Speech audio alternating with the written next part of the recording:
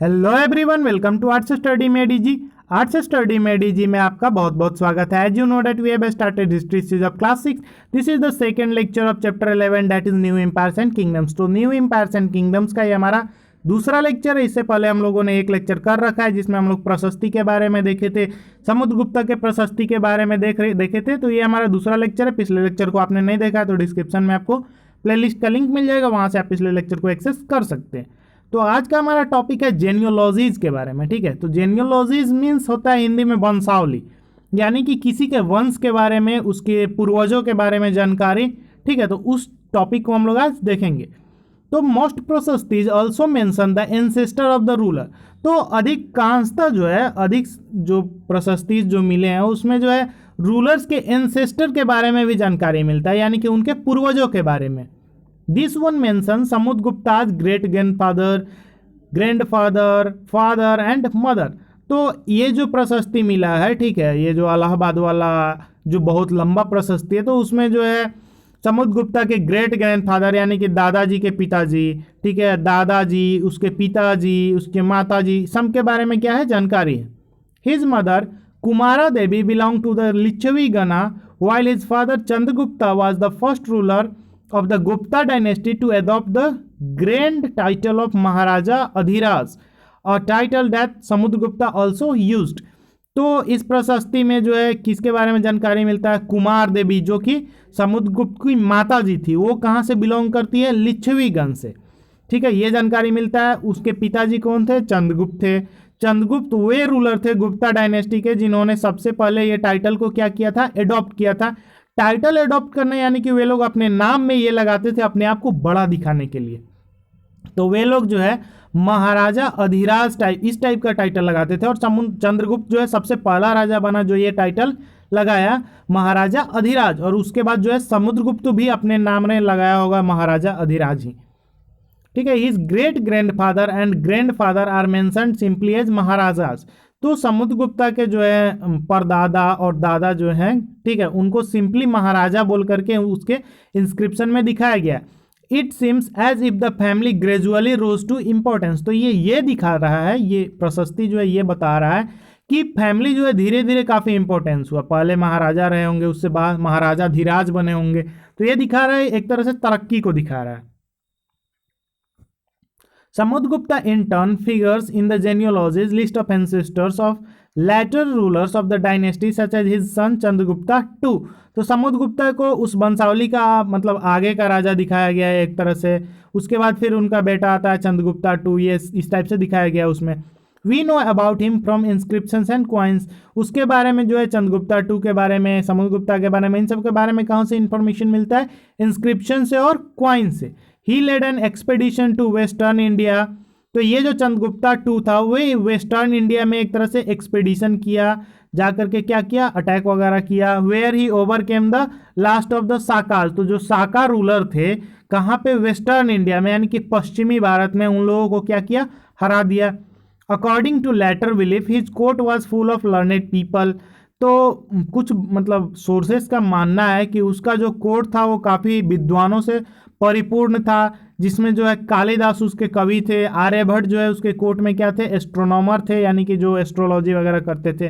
About him you will read more in chapter 12, जिनके बारे में नेक्स्ट चैप्टर में हम लोग को पढ़ने को मिलेगा। अब हम लोग न्यू एम्पायर्स और किंगडम्स में ही हर्षवर्धन के बारे में पढ़ते हैं। पहले गुप्ता के बारे में पढ़े थोड़ा सा, जिसमें समुद्रगुप्त और चंद्रगुप्त II के बारे में थोड़ा सा देखे, ब्रीफ किए। और उसके बाद हम लोग हर्षवर्धन को देखते हैं और हर्षचरित क्या था उसको देखेंगे। तो while we can learn about the Gupta rulers from their inscriptions and coins, we can find about some kings from biographies। तो गुप्ता किंग्स और गुप्ता के जो रूलर्स वगैरह थे तो उनके बारे में तो इंस्क्रिप्शन और क्वाइन से जानकारी मिल जाता है हमको। लेकिन कुछ ऐसे भी राजा थे जिनके बारे में जानकारी उनके बायोग्राफी से मिलता है। बायोग्राफी क्या होता है? आत्मकथा, यानी कि कोई व्यक्ति जो है अपना लाइफ पूरा किसी एक बुक में लिख देता है, उससे हमको उसका जानकारी मिलता है। तो Harshvardhan who ruled nearly 1400 years ago was one such ruler. और इसी टाइप का रूलर जो हर्षवर्धन था वो था जो अभी से 1400 साल पहले राज किया करता था भारत पे। तो वो क्या था? अपना बायोग्राफी लिखा था, यानी कि उसका बायोग्राफी था। एक होता है बायोग्राफी जो कोई और लिख सकता है, और एक ऑटोबायोग्राफी होता है, यानी कि जो खुद से लिखा हुआ बायोग्राफी, जो खुद का आत्मकथा होता है उसको हम लोग ऑटोबायोग्राफी बोलते हैं। His court poet Banabhatta wrote his biography the Harsha Charitra in Sanskrit. तो हर्ष चरित जो है उसके कोर्ट पोएट, हर्ष चरित क्या है, हर्षवर्धन का बायोग्राफी है, जो उसके कोर्ट पोएट यानी कि राजकवि कौन थे, जो बानभट्ट थे, उन्होंने लिखा है संस्कृत लैंग्वेज में। This gives us the genealogy of Harsha and ends with his becoming king. तो इसमें जो है हर्षवर्धन के थोड़े पुराने एंसेस्टर के बारे में, पूर्वजों के बारे में जानकारी है। उसके बाद जो है हर्ष जब राजा बनता है वहाँ तक के बारे में जानकारी प्राप्त होता है हमको, कहाँ से, हर्ष चरित्र से। Harsha was not the eldest son of his father but became king of Thaneshwar after both his father and elder brother died। तो हर्षा जो था, जैसा कि आप बाकी साम्राज्य में देखेंगे, जो बड़ा बेटा होता था वहीं अधिकारी होता था, लेकिन हर्षा बड़ा बेटा नहीं था, छोटा बेटा था अपने पिता का। तो जब उसके बड़े भाई, और पहले पिता का मृत्यु होता है, उसके बाद बड़ा भाई राजा बनता है, फिर बड़े भाई का मृत्यु हो जाता है, तब हर्षवर्धन जो है थानेश्वर का राजा बनता है। His brother in law was the ruler of Kanauj, मैप में आप देख लीजिएगा कनौज कहाँ है, and he was killed by the ruler of Bengal. तो उनका जो जीजा जी थे, यानी कि उनके जो मतलब बहन के पति थे, हस्बैंड थे, वो कन्नौज पे रूल किया करते थे, जिनको बंगाल का शासक था, शशांक नाम था उसका, हालांकि मेंशन नहीं है एनसीईआरटी में 6 में।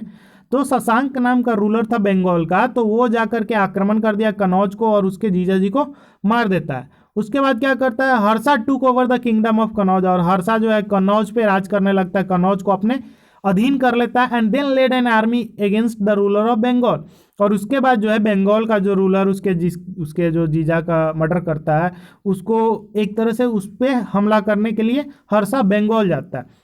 ऑल दो he was successful in the east and conquered both Magadha and Bengal. तो जैसा कि उसके बाद सारे ईस्ट में और इधर मगध में, यानी कि जो अभी बिहार वाला रीजन है, बंगाल में, इन सब जगहों पे हर्ष क्या रहता है, सक्सेसफुल हो जाता है, जितना भी युद्ध लड़ता है सबको जीत लेता है, काफ़ी बड़ा अपना साम्राज्य बना लेता है।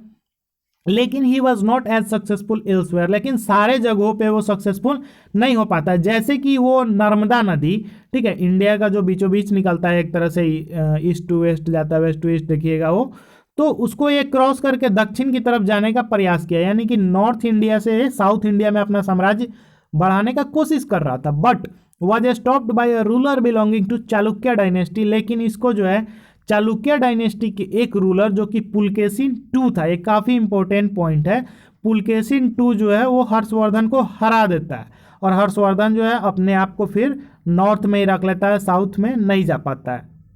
ठीक है, तो आज के लेक्चर में इतना ही। Thank you for watching, stay tuned with us.